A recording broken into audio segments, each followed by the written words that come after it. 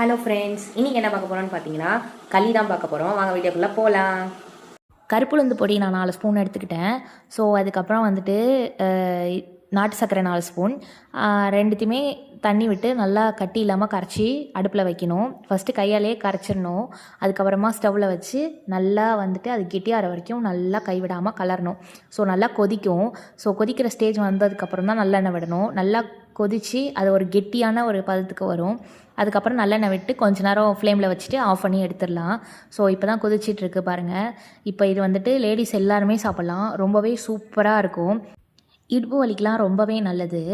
So வந்துட்டு periods டைமில் இதெல்லாம் செஞ்சு சாப்பிட்லாம். நார்மலாகவே வீக்லி ஒன்ஸ் ஆர் ட்வைஸ் இதை எடுத்துக்கலாம். மார்னிங் நான் வந்து வெறும் வயிற்றில் தான் சாப்பிடுவேன் காலையில். ஸோ இதை பொடி பண்ணதுனால உடனே சாப்பிட்ணுன்னு தோணுச்சு. அதனால் பொடி செஞ்சு சாப்பிட்டாச்சு. இந்த பொடியோட வீடியோவும் கொடுத்துருக்கேன், நீங்கள் அதையும் போய் செக் பண்ணி பாருங்கள். இதுதான் லாஸ்ட்டு ஃபைனலாக இப்படி தான் இருக்கும். ரொம்பவே சூப்பராக இருந்துச்சு.